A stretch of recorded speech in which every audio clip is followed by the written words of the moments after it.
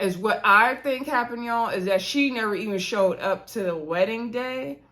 And they just gave him some gifts from the producers, had somebody come in and play the part of a runaway bride, and had somebody write a letter to him in the end. That's what I think. I don't think that was really his bride, because it just sounded so fake. It did not sound real. Like, if I was gonna be like, oh, I can't do this, you would get all my emotion. And she was giving nothing. We couldn't see her face. It was so fake. That was the fakest thing ever to me. I'm like, no. So I don't even think that was the real runaway bride. But again, Lifetime, why are we protecting this lady's identity? Because we ready to drag her on Twitter and in the social media streets for standing up Michael. We want justice for Michael, Lifetime. This is not right. So,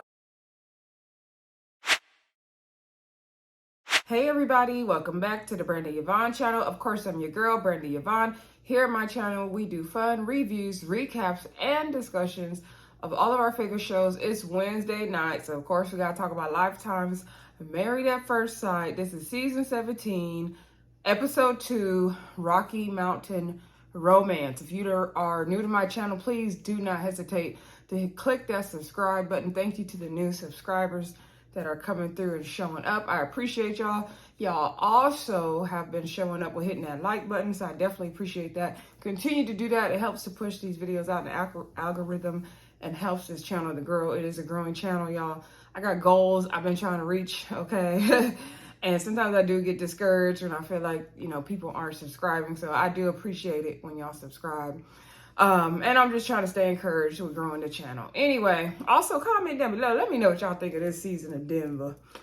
Married at First Sight down to Denver. And also share the video where you like to share your videos, okay? Also, check out my other content if you like Ready to Love, if you like Love and Marriage Huntsville. I also do reviews on those shows as well, so check those out. Also, the Orion'S new show, Ready to Move. All right, now let's get into this one. Now, Married at First Sight, the first couple of episodes don't be giving much, right? But we're gonna make it exciting as we can. So the episode basically picks up where we left off with Emily and Brennan'S wedding, and we see them outside and they're talking, because after every wedding the couple goes outside and they pop a bottle and then they get to know each other, which is very backwards for regular life. You get to know someone and then you get married, but that's the premise of the show. Oh, Denver. It's too cold for me. I have no reason to go to Denver. All that snow, and then they want them to sit outside in the cold and the snow and drink champagne by the fire? No, ma'am. I won't be doing it. It won't be me. Looking at Denver on TV makes me appreciate California, even though everything is high. I can't do that Denver weather. No, ma'am. Anyway, Emily and Brennan just figure out that they both like to drink. He said his family is Russian and his dad, he drinks vodka more than water. She says she's the party girl in her family. And then she has some kind of dog, I forgot the name of it, and he likes those type of dogs. So I feel like Lifetime be playing like all of a sudden everybody got so much stuff in common. Okay. So anywho, that's pretty much all of them that we saw. I'm excited to see how they are going to work out, though. It's going to be either really good or really toxic. Okay, so then the next thing we see is Lauren and Orion'S wedding. And so they're both getting ready for their wedding day. We find out later on in the episode that Lauren did her own hair for the wedding. Her hair looked beautiful. Lauren looked so gorgeous. I love the natural hair. I loved it. It was gorgeous. So anywho, then, or more of a natural hairstyle, I should say. Because it looked like she had some crochet pieces, but I'm not 100% sure. I'm not saying. Then Orion, he's also getting ready. He put a bun in his hair and he tied a little yarn cloth to the bun because his Navajo Native American heritage. They have to wear that on their wedding day because it represents like life, and light is supposed to make him feel good and calm. He also wore some traditional earrings, and he said he usually wears those when he performs the dance, okay? He seems very excited. They're asking him about looks. He said he's not worried about looks today or focused on looks. Lauren's family asked her the same thing. She said, she's not, they know that she's not too hung up on looks, which is cool. And she said, you could turn a 4 to a 5, but she's like, now he got to look like something, because she said you can't turn a 2 to a 5. I said, I know that's right, Lauren. So Lauren's family, her dad, her brother are the ones who walked her down the aisle. Before she went down the aisle, her sister-in-law and family gave her something old, which was a necklace from their granny. And then I think it was the something new was a keychain picture of her and her mom. And she said that was the last time her and her mom had a good night on the town. So she said that's how she want to remember her mom, Pam, having fun. Her mom was with her, but, now she really has, representation of her mom being there. I thought that was really, really nice. I love Lauren's family, how they really support her. I love that. Okay, so, Orion, he goes into where the ceremony is going to be. And then he talks to his mom before going in. And she said, he's always been the adventurous type. He's always been the type to try new things. And he said that, he's doing everything, he is who he is because of her, basically. And he also said he's had the dream of being married a long time, since the age of 13, because his grandparents were married a long time. So when she comes down the aisle, everyone's cheering for her, everybody's rooting for her. Orion definitely likes what he sees. She likes what she sees as well. And so they read their vows. Seems like they have some things in common. I think they're both Sagittarius, I believe. And so he was like, yes, the experts did right. The experts did right. She said her husband is cute and he's tall. And I didn't think Orion was that tall in the last episode. But then I was looking at him standing next, with her at the altar. And I think she had on heels and she was already a tall girl. And I was like, oh, he is pretty tall himself. And you know what, y'all? Last episode I said I don't see it for Lauren and Orion. But at their wedding day, I could see it. Like, it was some kind of energy. I could feel it. I could see it. Now, is it going to work out? I don't know. But I got way more hope this episode than I did last episode, y'all. So, anywho, they did their vows and all that. They said their I do's. They kissed. And then when they did ask about the kiss, Orion asked before he kissed her. And I thought that was gentlemanlike of him to do. And so they kissed and they did good. And later on, we see them go have champagne in the snow and the cold. And he's 27, she's 31. They both, start to get to know each other. He says he's a Sagittarius. Something about the Sagittarius and the sun Sag and the moon Libra rising, whatever that stuff mean. Y'all know I don't know what the hell none of that stuff mean. I just know I'm a Taurus. That's all I know. And so she was like, oh my gosh, I'm a Sag with the sun and the Sagittarius and the moon rising too. Oh my gosh. And so they found out that they have that in common. He tells her about why he wore that bun and that yarn in his hair and his culture and everything. Yeah, I will say Denver season is really teaching us a lot about different cultures. I'll give him that. And so she said she was nervous coming down. She did have fears, like, what if he doesn't like me? But then she looked in the mirror before she got down there. And she was like, I'm a catch. And she got rid of that feeling. And so he was like, oh, you definitely are. Like, he said he envisioned who he would give his vows to. And she's like the picture of what he envisioned. And I was like, oh, like, I hope they work out, y'all. I can see it now. I can see what the experts are saying. I can see it. Hopefully it works. That we're going to see, because y'all know. So, then we get to some wedding dresses, y'all. And we get to people getting their tuxes and their wedding dresses. We're not going to get into all that. Like, fast forward. That part is boring.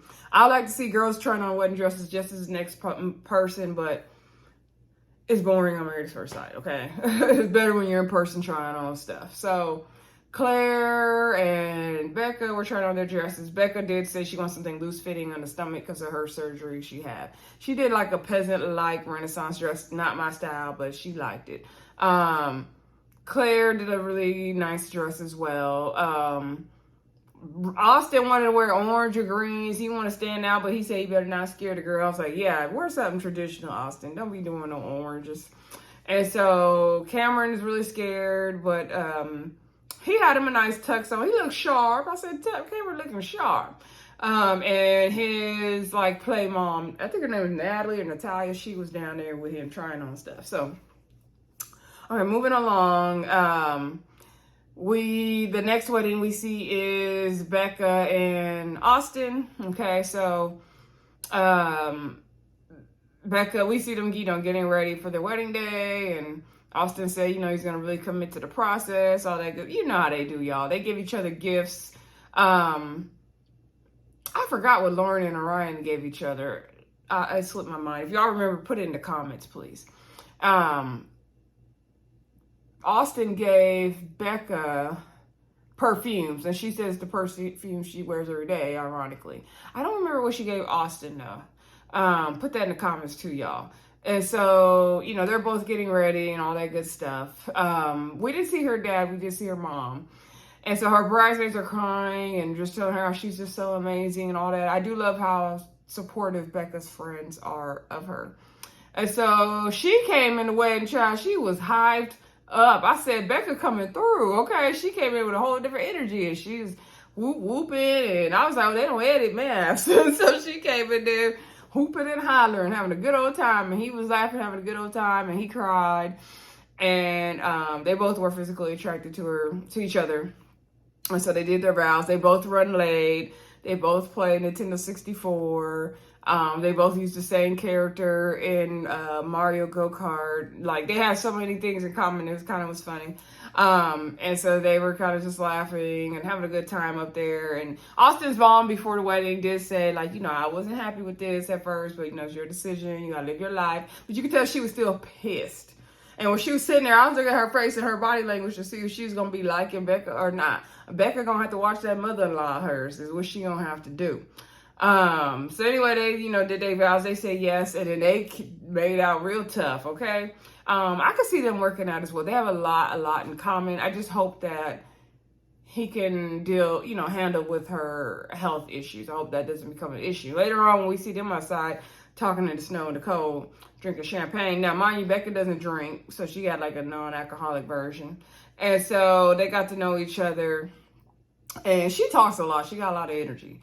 And so he explained how he lives with his friend Kyla, that he's known 10 years. She said she don't have a problem with that. I was like, Becca, you better watch that. You better watch that. He said he does, did he say sales of solar panels and he wants to go into tech? I don't know. Austin, please have your money together. Don't be dusty, Austin. But, times is hard, so I ain't judging. I get it. Times are hard. Becca said she started her photography business 10 years ago. She, is a wedding photographer. So she started that business 10 years ago. And now she has like a team of a few girls, and they take pictures all across the country at weddings. So that's pretty cool, actually. And so they both live in Denver. They're both 31 years old, and they continue to talk about what they have in common, and they feel like it's going to work out because they feel like they're the same person. All right, we'll see. But I do have high hopes for them. Now let's get to this Michael stuff, y'all, because lifetime. Y'all got a bunch of explaining to do with this Michael's wedding, because I'm not buying it. Something is off. Okay, something is off, because they show Michael, they show him getting ready. He said he likes to express himself with his clothing because he never really got down to the arts like that. So that's why he likes to dress differently and wear his hair differently, and that's how he expresses himself. And so, he don't mind putting on a skirt if that's what he got to do. And so his friends were like, well, what if, they don't like that? But he's like, he's open to changing, whatever. But, be true to yourself, Michael. You don't got to change. So they're getting ready and everything, and he does have nerves, and he's worried about what if, like, the girl runs away or something. I was like, oh, Michael, if you only knew. She gives him a scepter and a crown, and I was like, girl, why are you giving gifts if you running away? Like, for what? And I think he gave her, like, an adventure book or something else, which she gave back to him in the end. So, he goes in there, we see the same scene they didn't play for us over and over again now. And where the friends, he's just standing up there. The girl comes in. Now, mind you, they showed on the screen Michael, and they didn't show the other name. So we don't even know who the girl is. If they mention the name, please let me know in the comments, because I didn't see it or hear it. The girl comes in. Now, MAFS gonna play in our face and not ever show us her face. We're just showing her from the top down in the back. So we don't even get to see what she looks like. And then we hear her say, oh, sorry, I don't want to be married at first sight. I can't do this. And he's like, oh, it's okay. I know you understand how like difficult this process can be over anybody else. And, you know, if you're not feeling comfortable, it's totally fine. And he wishes her the best. And she's like, oh, I feel like you're a really good guy. And she leaves. So first of all, you gonna stand this man up at the altar, gave him a gift, then we don't get to see her face? Because how we gonna dog her out on Twitter if we don't even know who she is? Why is Lifetime protecting this lady's identity? If she over here playing down to the Married at First Sight, she don't deserve to have her identity protected. She don't deserve to have her identity protected if she gonna be leaving Michael down to the altar, looking sad and lonely, okay? Playing Runaway Bride. That is not even right to me, y'all. Let me know what y'all thought in the comments. And then to me, it was giving very much staged. It was giving very much a scheme and a plot that Lifetime and Pastor Cal set up along with Dr. Pepper and Dr. Pia, because it was looking like one of those reenacted scenes on like them crime shows. That's what that lady was giving. It was either, this is what I think, either Lifetime came up with this to make some drama on the show because they don't got no drama down in Denver, or this lady really did stand him up and she never came. Is what I think happened, y'all, is that she never even showed up to the wedding day. And they just gave him some gifts from the producers, had somebody come in and play the part of a runaway bride, and had somebody write a letter to him in the end. That's what I think. I don't think that was really his bride, because it just sounded so fake. It did not sound real. Like, if I was going to be like, oh, I can't do this, you would get all my emotion. And she was giving nothing. We couldn't see her face. It was so fake. That was the fakest thing ever to me. I'm like, no. So I don't even think that was the real runaway bride. But again, Lifetime, why are we protecting this lady's identity? Because we ready to drag her on Twitter and in the social media streets for standing up Michael. We want justice for Michael, Lifetime. This is not right. So anyway, you know, he's talking with his friends and they're like, you don't deserve that, and she shouldn't be coming on here wasting people's time. And, you know, they rallying behind him, which was very, very nice. And he said he doesn't want to move forward having a sour taste in his mouth about dating and all that kind of stuff, and, you know, committing to women. And I hope he doesn't let them jade him. You know, he should take some time for himself, heal from the process, and keep it pushing. You know what? He probably dodged a bullet. If she can't show up for her MAFS experiment, he probably dodged a bullet.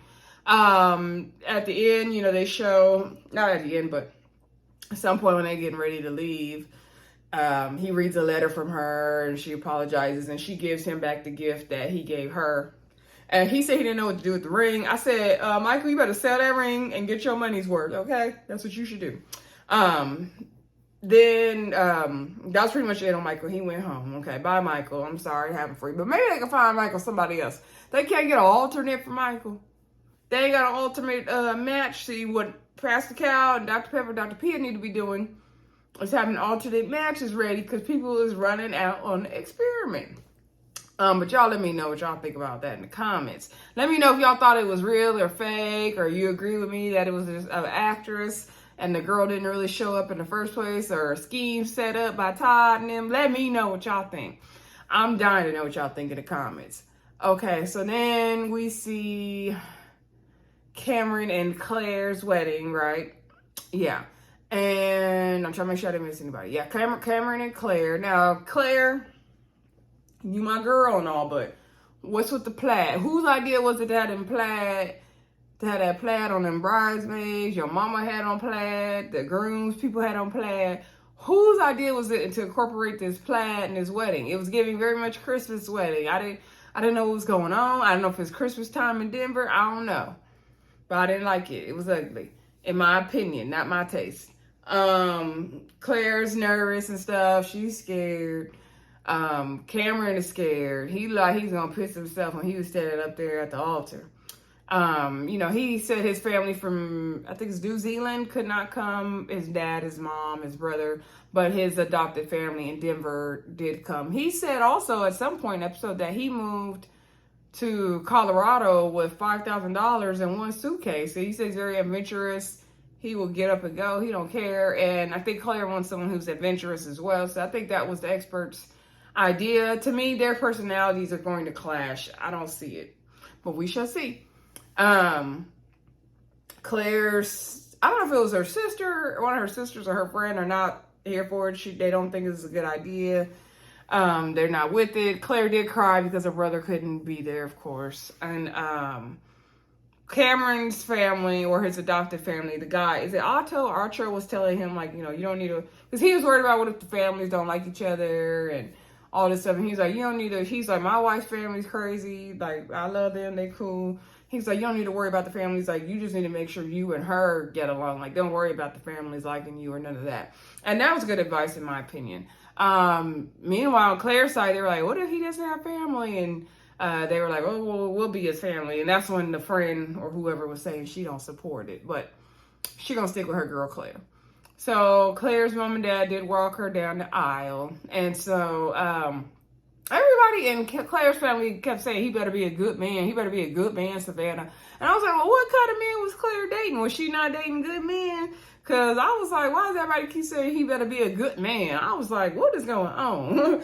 Anyway, we didn't get to see them meet at the altar. They cut the episode right when Claire was about to come in. So next week, I guess that's where we will pick off, y'all. We will pick up. I'm tired, y'all. This is past my bedtime. Don't forget to like, comment, subscribe, and share. Let me know what y'all think about Michael. Should they give him another chance on the show? Let me know what y'all think of that in the comments. Don't forget to check out my other content. Subscribe to the channel, and I'll talk to y'all soon. Bye.